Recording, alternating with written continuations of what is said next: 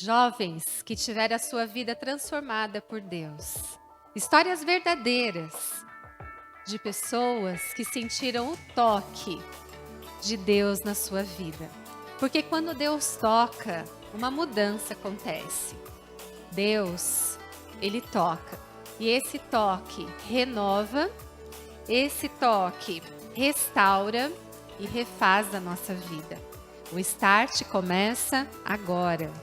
E hoje nós vamos conhecer uma história de um jovem que teve a sua vida transformada por Deus. E o nome dele é Cláudio. Vem pra cá, Cláudio. Que bom que você está aqui com a gente. Que bom que eu te conheço. Que bom que eu conheço sua família toda. E só que tem um pedaço da sua história que eu não conheci de perto. Conheci do seu testemunho, mas eu não vivi aquele pedaço com você. Poucas pessoas viveram, por isso que é tão importante esse seu testemunho hoje. Porque muitas pessoas que estão nos assistindo podem sentir que muitas vezes está sozinho, está sem esperança. Ou muitas vezes não, nem é isso que está sentindo que está tudo bem, só que não está. Então, a sua experiência hoje, Cláudio, pode transformar muitas vidas, como transformou a sua. Agora, eu quero falar que você é muito corajoso por estar contando e repartindo conosco a sua experiência. Então, vamos lá. Qual foi o seu início? Bom, eu nasci num lar não adventista e meus pais eram as pessoas humildes, não tinham conhecimento, não tinha muito conhecimento. E eu era um jovem assim, fui criado numa família que a gente ouvia falar palavrões o tempo todo. Isso pra gente era uma coisa comum. Então eu xingar uma pessoa, falar um palavrão com uma pessoa, isso pra mim era a coisa mais comum, não tinha peso nenhum. E com o passar dos anos, eu vim conhecer as drogas. Isso você já tinha quantos anos? Eu tinha 15 anos de idade. E já foi apresentado as drogas? Já foi apresentado as drogas. E ali eu comecei a me envolver com isso, com as drogas. Comecei a participar de clubes. E saía escondido da minha casa. A minha mãe desconfiava. Sempre falava para mim, meu filho, você tá mexendo com droga? Eu falei, não. Mentia para minha mãe, sempre mentia. Não tô mexendo com A mãe droga, não. percebe, né? Mãe tem um poderzinho ali, né? Exatamente. Mas você mentia, você saía escondido, porque aquilo já estava começando a fazer parte realmente da sua vida. E as amizades? Amizade. E eu comecei a fumar cigarro para esconder o cheiro da droga. Eu andava sempre com colírio no bolso, né, para pingar o colírio nos olhos, para que os olhos ficassem brancos, né, ficassem clarinhos, porque ele ficava sempre vermelho. Eu tinha esse problema que quando eu fumava droga, eu ficava com o olho muito vermelho mesmo. Tudo para falsificar ali, para não Tudo para... demonstrar o que estava acontecendo. Exatamente. Eu era uma pessoa que nunca gostei de estudo, de escola. Eu era gago. Eu tinha dificuldade de leitura. Não tinha muito conhecimento. Praticamente não tinha conhecimento nenhum. Eu tinha até o estudo, eu tinha até a quinta série só. Nunca gostei de escola. Nunca fui uma pessoa de estudar. Eu sempre colava. Sempre arrumava rolo, brigava na escola. A diretora, os professores sempre chamavam meus pais. Então Você essa era sempre a minha estava vida. numa confusãozinha ali. Sempre numa Ô, confusão. Cláudio, mas fala uma coisa para mim. Essa história da droga, quando entrou na sua pré-adolescência praticamente, né? Foi de uma vez, foi aos poucos, você conheceu uma, conheceu outra. Foi qual o espaço de tempo que você pode falar para mim, eu já estava viciado? Quando eu, pela primeira vez, eu lembro que nós estávamos tinha vários amigos, nós estávamos numa roda, aquela brincadeira, tudo e tal. Daí, de repente, um rapaz apresentou essa droga aí, conhecido como maconha. E ele falou assim, ó, você vai se sentir bem com isso aqui, você vai se soltar. apesar de tudo, de eu ser essa pessoa assim, mas eu era tímido, sabe? Assim, tímido, assim, quando se tratava em mulher, essas coisas assim, eu não tinha coragem de chegar e conversar e tal. Aí eles falavam assim, isso aqui vai tirar essa timidez sua. Aí tava aquela roda ali, foi quando eu fumei pela primeira vez. Eles ensinavam como é que era e tal, e eu comecei, foi a primeira vez que eu fumei, e realmente eu tive essa sensação. Eu comecei a falar muito, dava muita risada, sabe? E essa foi a sensação de que, foi quando eu fumei pela primeira vez, eu tive essa sensação de que realmente eu não tinha timidez, eu falava que tinha que falar mesmo, não tinha Pegou uma medo. coragem ali. Exatamente. Exatamente. E aí comecei a embarcar nas drogas, na maconha. Depois comecei a bebida, cerveja. Não era de tomar muita pinga, essas coisas assim, bebida forte, assim, pura não, mas é sempre misturada. Porque assim, quando se envolvia com os outros jovens, com os outros colegas e...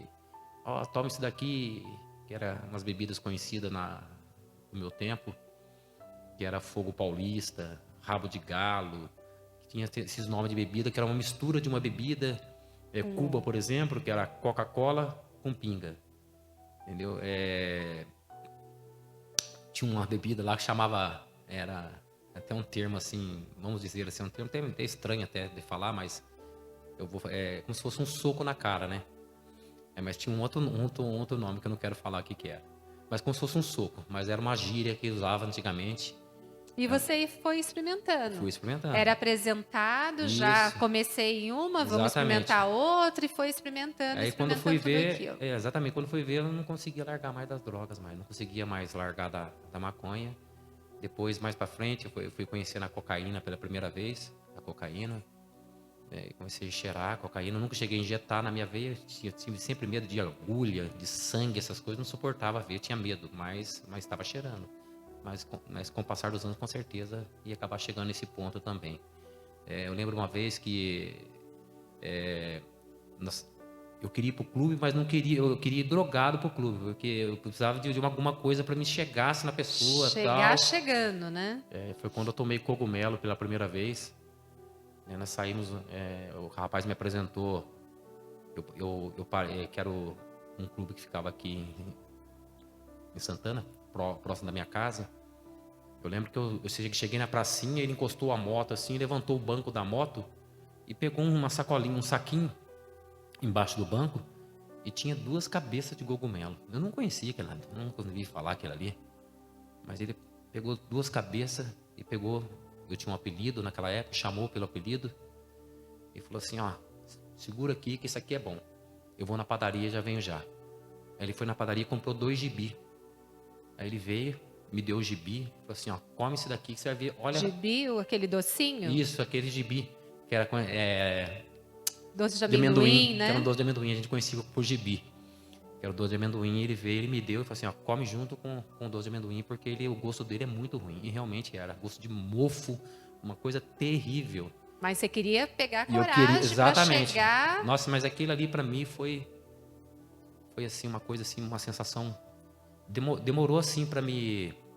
Recuperar um pouco. para voltar. Eu achei que não ia voltar mais, porque eu tinha assim, vinha momentos de ilusões na cabeça, né, eu abria a boca de sono e entrava numa ilusão que não era realidade e eu não tinha controle naquilo ali. E eu vi que eu estava passando mal realmente. Eu falei assim, eu vou embora para minha casa. Só que assim, o tempo, eu lembro que parecia que estava demorando tanto, mas parece que não ia acabar nunca aquilo ali, mas estava sendo rápido. Eu lembro que eu tentei chegar na minha casa, fui atravessar a avenida, eu não consegui chegar do outro lado da calçada, e comecei a chorar, falei, meu Deus, eu vou morrer. Você estava sentindo muito mal. Muito. Aí eu entrei no corredor, quando eu fui ver, eu já estava no corredor da minha casa, mas na minha cabeça eu estava lá atrás ainda. Você estava misturando tudo ali, né? A exatamente. Realidade com a ilusão. Com a ilusão. Então, quando eu entrei no corredor da minha casa, cheguei a minha mãe estava assistindo, era no domingo, ela estava assistindo o programa do Silvio Santos. E ela estranhou, que ela chegou quando eu cheguei cedo em casa, eu sempre chegava meia-noite, 1h, ela estranhou, falou, ué, Cláudio, você já chegou em casa? aconteceu alguma coisa e eu tentando me esforçar para ela não perceber que eu estava drogado. Eu falei assim, não, mãe, tá tudo bem, mãe, não aconteceu nada, não. Aí minha mãe falou assim, não, mas você tá muito estranho demais, meu filho, a fisionomia do seu rosto tá mudada, a fisionomia sua tá muito estranha. Você fez alguma coisa? Você mexeu com droga, meu filho? Eu falei, não, mãe, não mexi com droga, tal. E minha mãe tava tirando acetona. Ela tava com acetona, tirando o esmalte do dedo. Aí eu começou a vir aquela sensação me apertando novamente. Aí pela primeira vez comecei a falar, meu Deus, não deixa, não deixa. Eu comecei a falar assim, Deus, não deixa acontecer isso, não deixa, vai vir. E eu comecei a ficar com medo ali. Aí não tive controle, que ele veio assim, quando eu olhei para minha mãe, a minha mãe estava fazendo movimentos rápidos com a mão e balançando a Tudo cabeça e balançando apontando, sua cabeça. e bagunçando minha cabeça. Eu olhava a imagem, elas dando risada na minha cara. Aí foi quando eu berrei com a minha mãe. Berrei, o que a senhora está fazendo isso comigo? O que eu fiz para a senhora? Ela falou para mim assim, ela começou a chorar. Você é meu filho. Falou assim para mim assim, você está mexendo com droga. A mamãe sabe que você está mexendo com droga. E naquela hora caiu a ficha. Eu pedi desculpa para ela. Eu fiquei com medo de agredir minha mãe naquele momento ali. Entrei no quarto, eu morava num quarto, eu tinha minha casa, meu quarto ficava pro lado de fora. Eu me tranquei no quarto, fiquei lá dentro lá. Aí quando eu tentei guardar a roupa, dentro do guarda-roupa, a porta do guarda-roupa estava virada ao contrário, não consegui guardar a roupa. É daquele mesmo jeito, eu falei assim, não, eu vou deitar assim mesmo. Eu deitei na cama e comecei a orar a Deus, pedir para Deus, Senhor, por favor, se o Senhor existe realmente, não deixe acontecer isso. Tire-se de mim, me apaga. Eu não vou mais mexer com droga. Comecei a falar para Deus. E não tinha conhecimento de Deus, mas sabia que existia um Deus. Até, no entanto, você não tinha religião. Não tinha. Mas você sabia que existia Deus. Isso, através de filmes. Eu Olha gostava muito só. de filmes. E através de quando tinha Semana Santa, que passava muito filme na televisão, eu assistia aquele filme e eu ficava impressionado com aquela pessoa que vinha ali, carregava aquela cruz e morria, estava morrendo pela humanidade. Eu não entendia aquilo ali, mas eu tinha muito sentimento naquilo ali. Você estava naquela condição, mas você não queria estar naquela condição, né? E comecei a orar, pedir para Deus. E quando eu olhei, eu deitei na cama, eu não conseguia mais levantar. Tentava levantar da cama, eu não conseguia. E quando fui ver, eu estava dentro de um caixão. Olho pro lado. Estavam meus pais, a minha mãe, chorando. E minha mãe dizia assim, meu filho, eu falei para você largar disso. Eu falei, mamãe, coração de mãe não se engana. E minha mãe chorando ali. E eu berrava assim, não, mãe, eu tô vivo. Eu tô aqui, a senhora não tá me vendo, eu tô vivo. Quando eu tentei levantar da cama, não conseguia. Aí eu vi, estava dentro do caixão, comecei a chorar, mas clamar a Deus, Senhor, por favor, me tire essa sensação muito ruim demais. Aí minha mãe chamou meu pai, todo mundo apavorado, pro lado de fora, e eu berrando no quarto. E naquele momento ali, pausou. Isso foi quando deu 11 horas da noite. Eu caí em si, eu vi que houve aquela paz, aquela calma. E minha mãe falou assim, meu filho, tá tudo bem? Eu falei, não, mãe, eu pensei em pedir perdão para minha mãe. Mas mesmo assim, eu tentei, fiquei uma semana sem mexer com droga, depois não aguentei, fui lá, peguei a droga novamente. E naquela época a gente tinha tinha 2 grupos de rock na época, que eram os skinheads e os cabeludos. Então eu raspava a cabeça porque queria me tornar um skinhead. Você queria participar Queria e participar. fazer parte daquele grupo que você gostava, naquele né? grupo ali. Aí um dia eu fui embora de casa depois dessa situação, eu fiquei muito envergonhado. Fui morar na roça com 2 viciados em drogas. Um dia eu estava lá na roça e peguei e falei assim, nossa, eu tô sentindo uma coisa muito estranha, eu tenho que ir embora para minha casa. E eles falaram assim, não, pode ir embora, pode ir embora. E aí peguei e voltei para minha casa. Minha mãe estava sofrendo muito porque eu estava fora de casa. E esse dia eu peguei e saí da casa da minha mãe. Foi num sábado. Eu sentei na esquina da minha casa na Princesa Isabel. Eu fiquei sentado na esquina ali. E nesse dia E nesse dia, você tinha usado droga ou não? eu tinha usado droga. Tinha usado Eu droga. tinha usado a maconha nesse dia. Eu estava sentado na esquina ali. Aí veio um jovem. Eu vi que tava vários jovens andando para lá para cá. E veio um jovem, pegou e falou assim para mim assim: Jesus te ama. Aí eu olhei para ele e falei assim: quem que é você, rapaz? Por que você está falando isso para mim? Eu falei assim: olha, eu estava vindo ali. Eu vi você sentado aqui. E o Espírito Santo tocou no meu coração, mandou falar isso para você. E naquela hora, o que você sentiu? Um calor muito grande dentro do peito, assim. Eu vi uma coisa muito estranha. Eu nunca vi aquele jovem, uma fisionomia estranha dele, uma pessoa, sabe, o olho dele brilhava, o sorriso dele. Ele pegou e falou assim: ó, Deus tem um plano para sua vida. Aqui tem um convite. Ali perto da caixa d'água tem uma igreja, é a igreja adventista. E hoje vai ter uma programação, são os jovens adventistas, que é o JA. Você quer participar? Eu li, que hora que é? Vai ser às 17 horas, naquele tempo era às 17 horas. Eu falei assim: eu quero sim. E peguei e fui, mesmo drogado eu fui, estava quase na hora. Aí eu cheguei lá na igreja, fui recebido por vários jovens, veio cumprimentando, me abraçando. Eu olhei isso, eu achei estranho que ali fez: nossa, mas que povo que é esse, né? Nunca vi, nunca ouvi falar nesse povo. Você foi muito bem acolhido na Muito bem igreja. acolhido. Aí me deram um número, um bilhetinho com um número. Pô, vai ter um sorteio ali e vamos lá participar. E aqueles jovens, aquelas mensagens bonitas, hinos lindos que eu nunca tinha ouvido, eu sentado lá atrás. E de repente falaram: não, vamos fazer o primeiro sorteio. E fizeram o primeiro sorteio. E eu fui a primeira pessoa a ser sorteada. Olha só. Aí eu fui lá na frente, lá, com muita vergonha. Aí eu ganhei um livro assim que chama assim, Diagnóstico e Remédio. Olha. Uma pessoa que tinha estudado pouco, que tinha se envolvido com tantas coisas. Aí eu pude ver naquele momento ali que Deus realmente existe. É isso. Eu senti o toque de Deus, a presença de Deus na minha vida pela primeira vez. Uma sensação que eu nunca tinha tido na minha vida. Nessa hora você sentiu o start. Nessa hora eu senti o start. Uns dias atrás aqui, o Juninho deu um testemunho aqui, que o start não acontece só uma vez. E realmente, eu tive vários starts na minha vida, no decorrer da minha vida. Porque eu vi a presença de Deus ali, sempre estendendo a mão para mim. Porque eu tive quedas na minha vida. Eu estava largando as drogas, eu fiz um tratamento natural, mudei meu hábito, porque eu queria me libertar daquilo ali, meus alimentos. Eu precisava desintoxicar. Eu fiz um tratamento para desintoxicação. Chegou uma hora que eu não suportava nem olhar para as drogas mais. Eu tinha sido liberto pela glória, pela graça de Deus. Amém.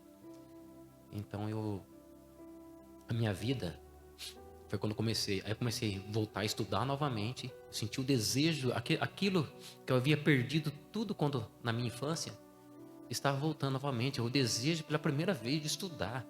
Eu comecei a ler a Bíblia pela primeira vez.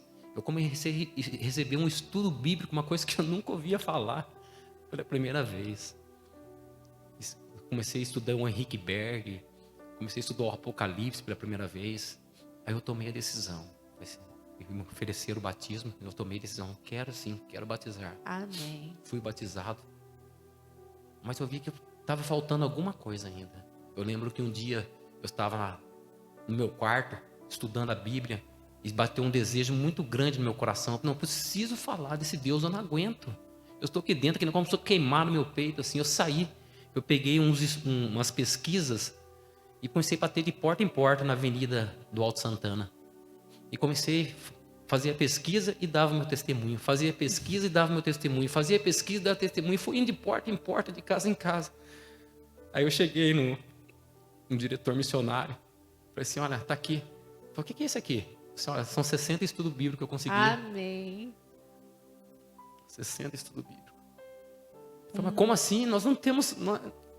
Olha, mas eu consegui 60 estudos bíblicos. O que você fez? Eu falei: não, eu comecei a contar meu testemunho para ele. Falei para ele, ele se emocionou. Aí ele falou assim, Cláudio, sabe o que isso aí? É o primeiro amor. Não deixa isso apagar nunca da sua vida. Esse é o primeiro amor. Testemunha, fale deste amor. Eu comecei a perceber o que Deus queria para a minha vida. Voltei a estudar. Comecei a ter objetivo na minha vida. Eu sei que Deus queria mais para mim. Eu não pedia nada para Deus assim de valores, nada dessas coisas. Mas eu queria uma família, queria ser feliz. E Deus começou a abrir as portas de um jeito para mim assim que eu fiquei impressionado. Voltei a estudar, fiz supletivo. Eu comecei a trabalhar com pintura. Eu lembro uma vez que eu estava na casa pintando um apartamento, e uma senhora me disse assim: ô Cláudio, deixa eu fazer uma pergunta para você. Você não quer trabalhar para mim? Eu falei, como assim trabalhar para a senhora? Ela falou assim, o marido dela tinha Alzheimer. Eu falei assim, o meu marido tem Alzheimer, eu tenho visto que ele está apegado com você, e você trata dele de um jeito, sabe assim, com carinho, com amor. Isso aí, ele está se apegando com você. Isso aí é importante para a gente, porque está difícil encontrar uma pessoa que tenha paciência que você está tendo com o meu marido, e já passou 5 técnicos de enfermagem aqui, e ninguém conseguiu parar aqui. Eu falei assim, nossa, mas eu não tenho dom para isso, não. Quem falou para você que você não tem dom para isso? Olha o jeito que você está agindo, olha o jeito que você está tratando meu marido. Ela falou, vamos fazer um negócio? Vem trabalhar para mim. Eu peguei e fui, ela me registrou, eu fiquei motorista da família. Depois de 8 meses, eu cuidando do marido dela, tratando daquele jeito, ela falou assim, Cláudio, por que você não faz enfermagem? Eu falei, enfermagem? Como assim enfermagem? Eu tenho medo de injeção, não consigo ver sangue. Ele falou, Cláudio, olha para você ver. Garoto, você tem dom para isso. Ele falou, vamos fazer um negócio, Cláudio? Vai lá no Colégio Tablô. E ele era presidente do tênis clube. Ele é gerente regional da Caixa Econômica Federal.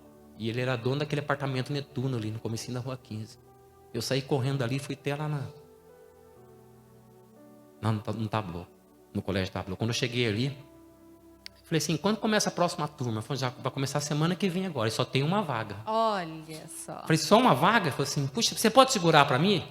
Ele falou assim, não pode, infelizmente eu não posso segurar a vaga, porque já uma pessoa já ligou aqui, e a gente não pode segurar a vaga. O primeiro que chegar a vaga vai ser dele. Eu falei, puxa vida, né? Falei, tudo bem. Peguei e voltei correndo. Aí cheguei lá, contei para ela. Ela falou assim, mas o que você está esperando então? Vem cá. Ela me ensinou um cheque. Ele deixou 6 meses pago para mim. Falei, paga 6 meses já, Cláudio. Eu falei, mas será que vai dar certo? Cláudio, vai lá. Eu peguei e fui correndo. Cheguei lá. Quando cheguei na porta, apontei a cabeça assim, falei para a secretária, e aí, tem a vaga ainda? Ele falou assim, não apareceu ninguém ainda, tem ainda. Aí eu vi que naquele momento ali, era aquilo que eu tinha que ser.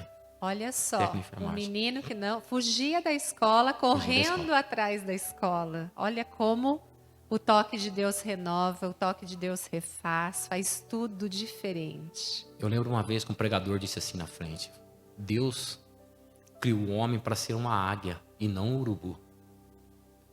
O urubu, ele fica voando e ele aproveita o vento, o vácuo, e fica esperando alguma coisa morrer para ele ir lá e comer aquele ali.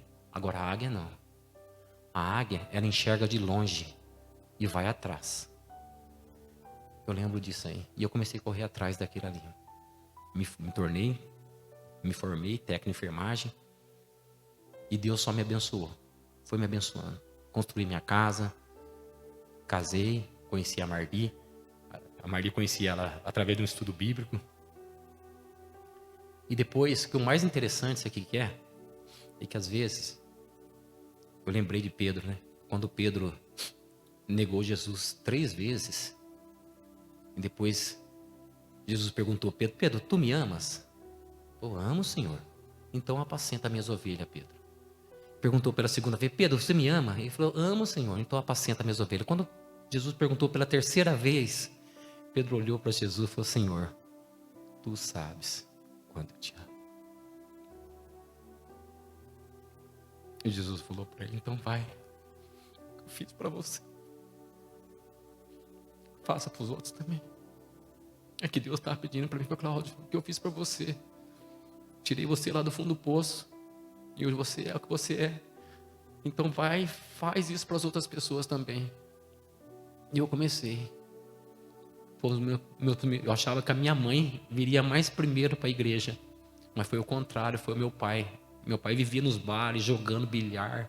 Quando ele viu o meu testemunho, quando eu falei para ele, ele aceitou logo de cara. Eu achei estranho, comecei, sabe? Puxa, depois de tudo que Deus fez por mim, eu tô duvidando que meu pai vai vir. Aí meu pai aceitou o evangelho. Foi batizado. Amém. Depois a minha mãe fumou 45 anos. Eu falei, mãe, a senhora precisa parar de fumar, mãe. Falei, mas filho, mas eu não consigo. Minha mãe fumava um máximo e meio de cigarro por dia. 45 anos, diabética. Eu falei, mãe, mas você precisa. Vamos participar do curso Como Deixar de Fumar